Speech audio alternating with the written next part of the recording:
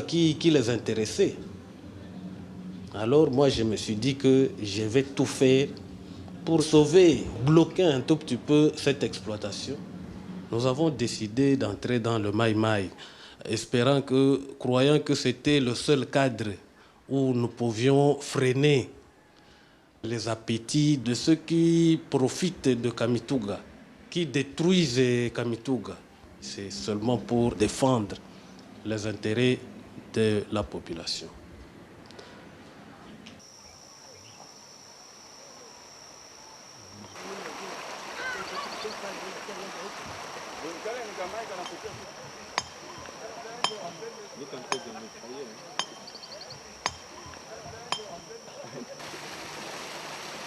La mine était noyée. C'était un acte volontaire des dirigeants à l'époque, puisqu'ils ont vu que c'était le seul moyen pour que les clandestins ne puissent pas s'approprier de cette mine. Les réserves sont encore importantes et nous espérons que ça puisse reprendre pour l'intérêt de la population et l'intérêt du pays. Quand on exploite cet or, la population va profiter et le pays aussi va profiter. Les clandestins creusent partout et l'armée rwandaise commence à prendre le contrôle de ce qui reste des installations. En 1997, juste avant l'exil de Mobutu, la société Banro signe avec l'État zaïrois une convention minière très avantageuse pour elle. L'État se retrouve avec 7% seulement des titres de propriété sur les gisements, contre 28% auparavant. Banro crée une nouvelle société, Sakima, et s'engage à poursuivre l'exploitation de la cassitérite. La nouvelle société est censée reprendre l'actif et le passif de Sominki, et donc le personnel et les arriérés de salaire. Des émissaires de la société profitent de la confusion pour venir sur place, en hélicoptère, encadrés de gardes du corps sud-africains. Ils s'emparent de toutes les cartes géologiques et d'échantillons de minerais. Ces actes révoltent la population. En juillet 1998, un an après son arrivée au pouvoir, le nouveau président congolais, Laurent Désiré Kabila, sans mise en demeure préalable, dénonce l'accord conclu avec Banro pour irrégularité dans la liquidation de l'ancienne société Sominki. Il nationalise la nouvelle société Sakima, créée par Banro. Les habitants de Kamituga sont livrés à eux-mêmes. Leur amertume est profonde. Il n'y a que l'or de leur cité qui intéresse le monde. Nous avons été aussi offusqués de voir cette cité, qui est notre cité natale, être exploitée sauvagement par de militaires qui se comportent un peu comme dans un pays conquis. Le militaire du RCD qui fait exploiter les mines par la population, et sitôt ces derniers revenus de la carrière, on divise la recette par deux. C'est le système qu'on appelle système divisé par deux.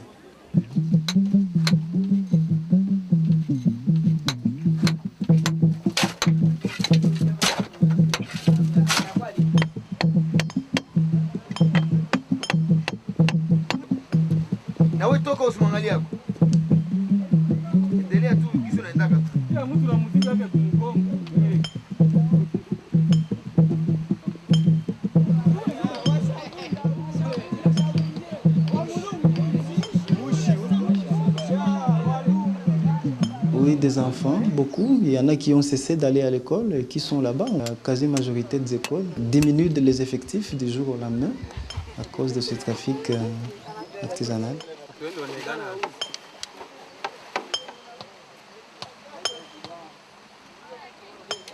Il y a des enfants qui fuient les cours pour aller creuser.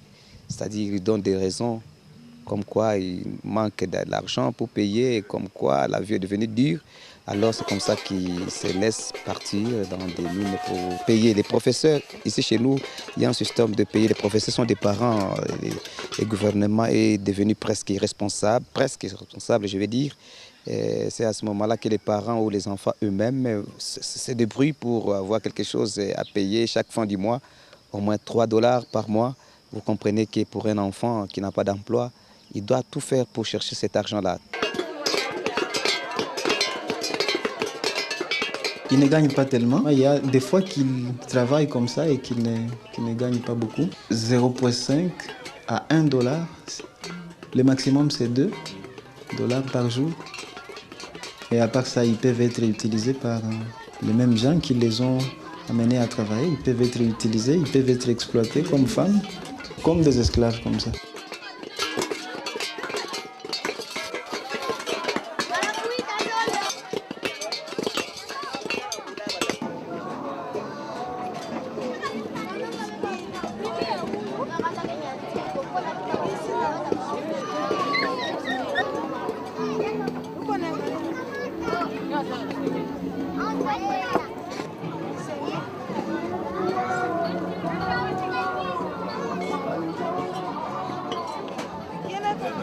$140.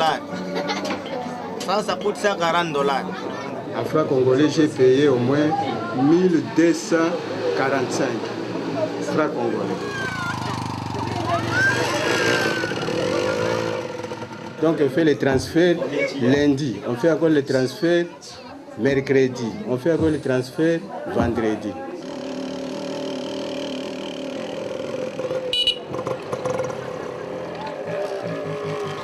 Jusqu'à présent, j'ai une moto DT 125. Je travaille, je gagne à peu près $250. Ok. Chaque jour, je travaille, même à dimanche, je travaille. Partout, même à Bukavu, à Kamituga, à Kitutu, à Mwenga, partout. Du site minier jusqu'à la piste d'aviation, l'or est transporté à moto et ensuite par petits porteurs. L'avion reste le moyen de transport le plus sûr. Aucun contrôle aérien n'existe dans cette région. L'or circule librement et l'on compte quelquefois 20 rotations par jour, rien qu'à Kamituga. Autrefois, il n'y en avait que 2 par semaine.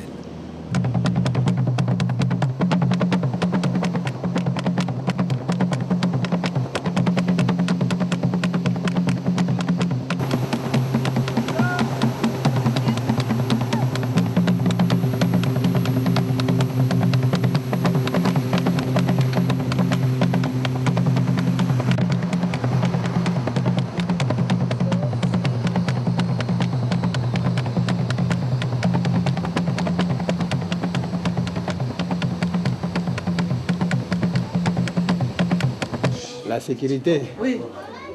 Quelle sécurité? On ne peut pas vous voler? Non, on ne peut pas me voler. Et si une fois on vole, donc c'est une malchance. Oui. Ouais. Si une fois on vole, donc c'est une malchance. Ça, mais normalement, ça va.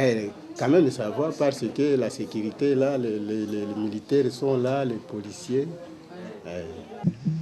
Dès septembre 1998, Banro conteste la nationalisation. À l'issue de 2 ans de procédure infructueuse devant une instance internationale d'arbitrage, Banro porte l'affaire devant la Cour fédérale des États-Unis à Washington. Invoquant un vice de procédure, Banro réclame $1 milliard à l'État zaïrois. À l'époque, le gouvernement congolais est en situation de faiblesse. Le président Kabila a congédié ses conseillers rwandais. La deuxième guerre du Congo se déclenche le 2 août 1998. Chassés du pays, les Rwandais reviennent au Kivu à la tête de troupes combattantes. Alors que la guerre s'enlise, le 16 janvier 2001, le président Kabila est assassiné.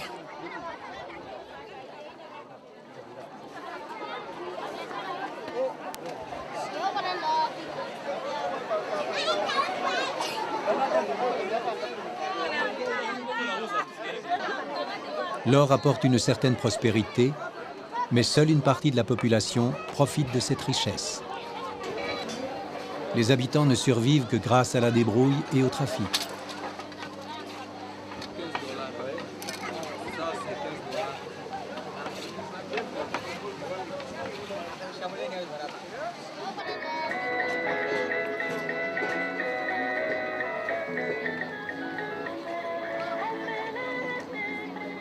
Dire que la population tire profit, je ne pense pas. La population ne tire aucunement pas profit de ses ressources.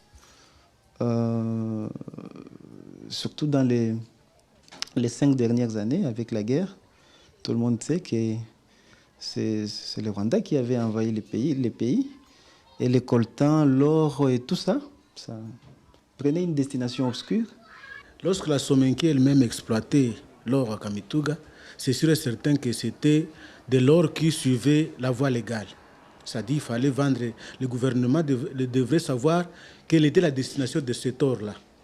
Mais dernièrement ici, quand les gens du RCD ont commencé à exploiter l'argent, c'est sûr et certain que cet argent servait à acheter des munitions pour la guerre. Parce que c'était une organisation vraiment bien structurée pour faire en sorte qu'on puisse avoir de l'argent pour acheter les munitions et les armes pour combattre le gouvernement.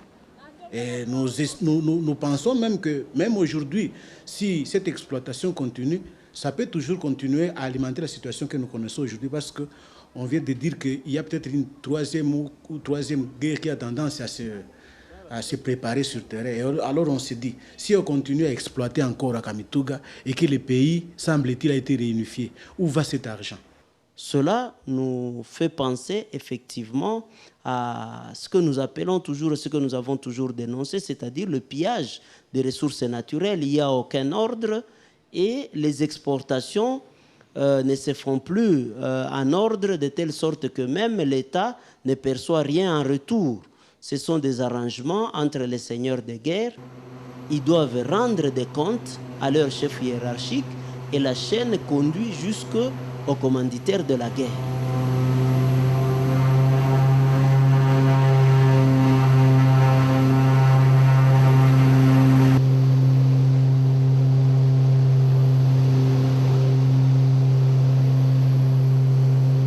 Pendant ce temps, ces mêmes militaires se comportent en seigneurs et s'autorisent tout.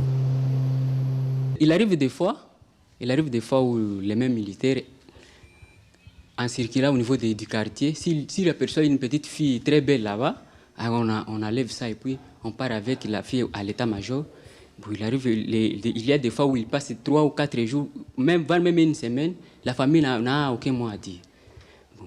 Quand ils auront terminé leurs besoins, ils remettent la fille.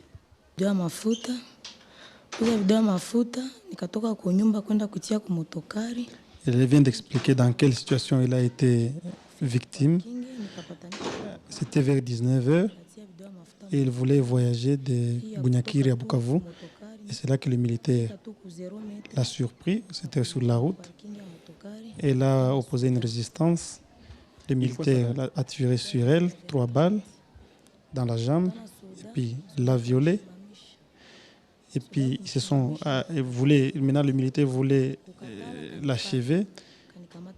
Elle a pris l'arme que le militaire détenait. Ils ont commencé à se bagarrer.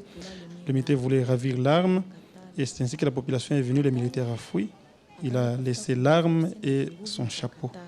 Le membre s'est nécrosé, faute de vascularisation. C'est ainsi qu'on était obligé de faire cette amputation 5 jours après son admission à l'hôpital.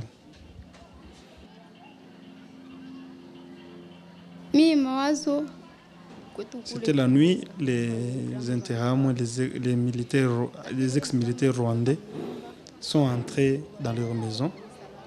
Ils l'ont violée, ils étaient à 2.